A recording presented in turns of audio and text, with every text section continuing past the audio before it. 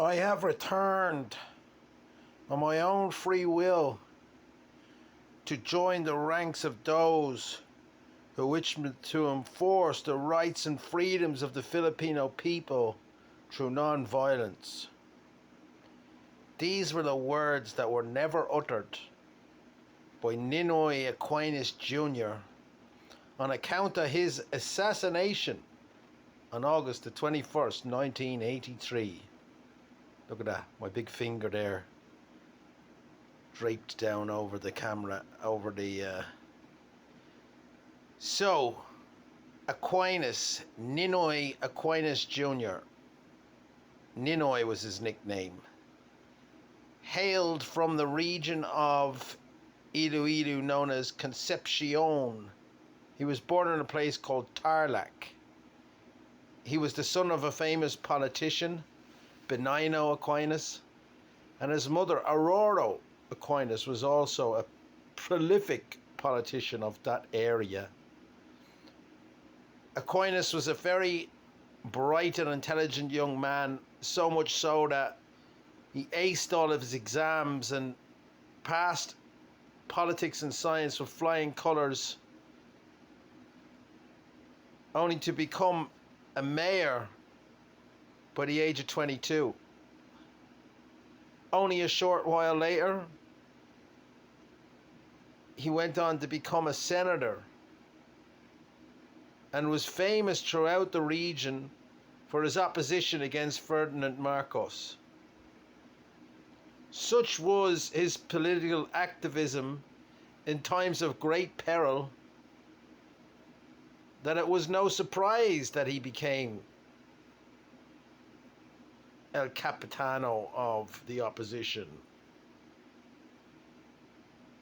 He was public enemy number one, pursued relentlessly by the Marcos gang, both in the political arena and outside of it. His followers spent many an evening looking over their shoulders. So it was that as the Marcos regime became more and more authoritarian, civil unrest became quite an issue for Mr. Marcos. But that did not deter him, and in 1972 or thereabouts, he declared martial law under the guise of a threat of the spread of communism. Due to a popular uprising, this martial law was not well received, and Ninoy Aquinas went on to become a prominent figure in the not the revolution, the uprising, the guerrilla uprising of military figures and political activists against Marcos immediately after the implementation of martial law. However, Marcos was able to arrest Ninoy on trumped-up charges of subversion of the state, and he was held in circumstances where the writ of habeas corpus was no longer available on the grounds of this martial law. He was locked up for quite a number of years before finally given the permission to seek exile in America, at which point he did indeed move to Boston, Massachusetts, where he continued his political activism and rounding up support in opposition against the Marcos regime. In 1983, he returned and said those famous words, "I returned to the Philippines of my own free will to join the ranks of those who wish to promote the rights and freedoms of the Filipino people through non-violence. And seconds later, he was shot. He didn't get to make that speech. That speech was found unread in his pocket. There was a huge upheaval after his assassination. Opposition to Marcos was already at a high point, and so this was the nail in the coffin for him, really. The Marcos regime attempted to pin it all on one lone gunman by the name of Goldman, accusing him of being a communist hitman. But in the investigations which preceded, there was sufficient enough evidence such that this was a military operation and very well organized.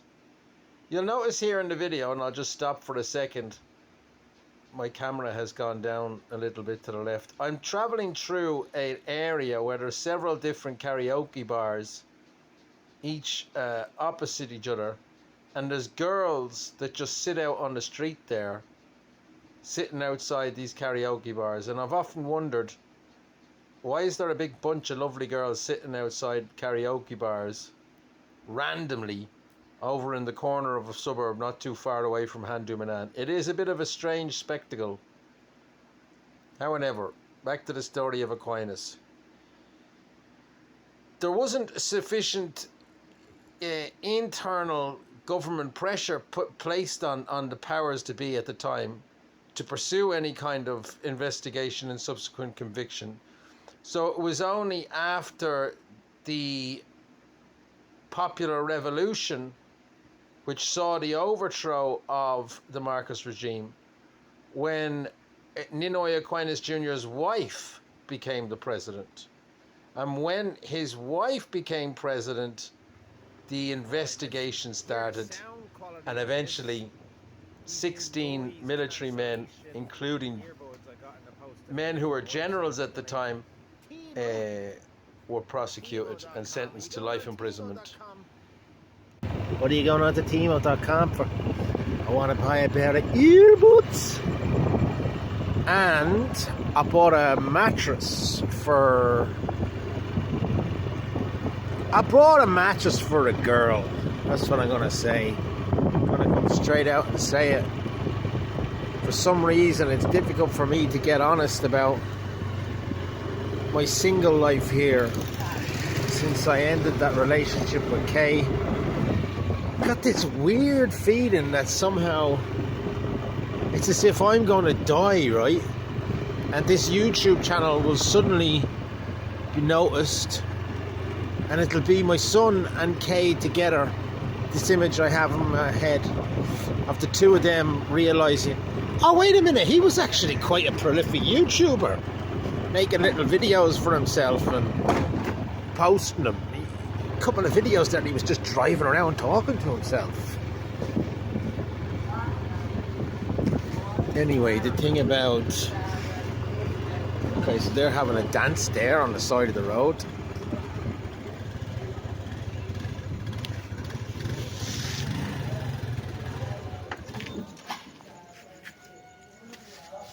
They are literally dancing on the side of the road.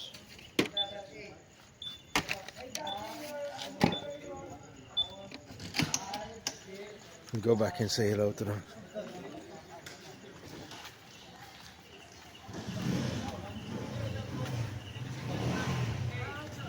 Hello. What are you doing?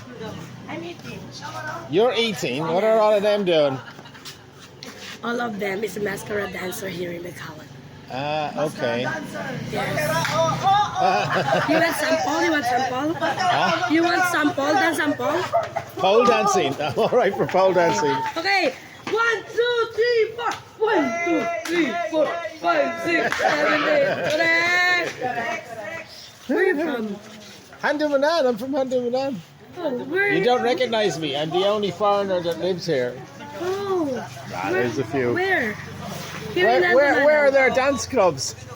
This looks like the YMCA dance club.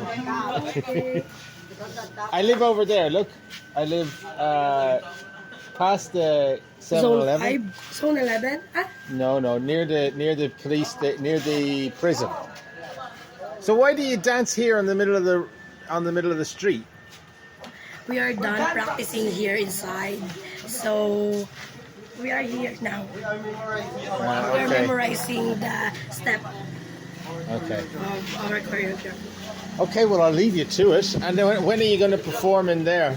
On October, Mascara Festival here in Bacolod. Oh, yeah, The yeah. famous Mascara Festival I here. remember it. I've been here. In Philippines. Yeah, I've been here for 2 or 3 Mascara festivals already. Okay, well, good luck. What was your name again? Jaja. Jaja. Connor. Connor, nice to meet Nice you. to meet you too. All right, see ya. Okay. Good night, guys.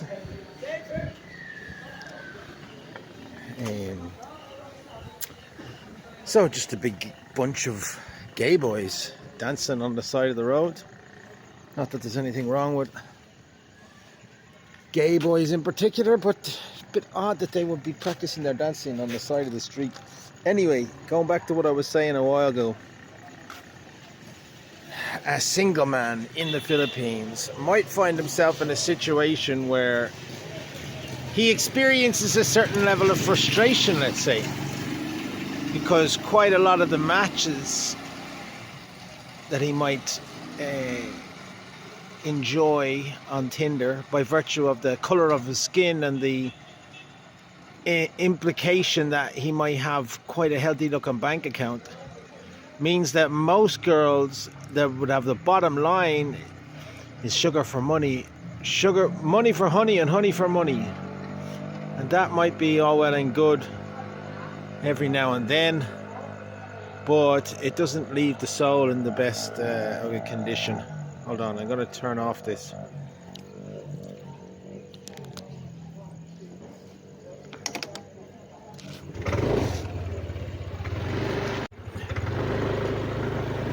Yeah, so doesn't leave the soul feeling particularly good about itself. The body would only be delighted with the money for honey, honey for money connection, but the soul is not. And so again, I find myself in a situation where I am abstinent from any kind of romantic encounter, not even going on the dating apps.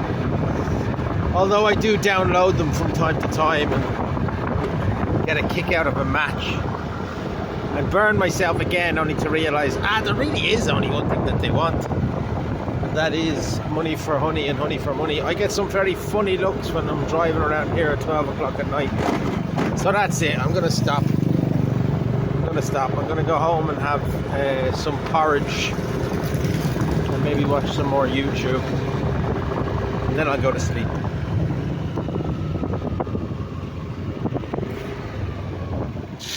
Over and out on, what date is it today? The 15th of September. I'm off to Bangkok in a few days. Happy days.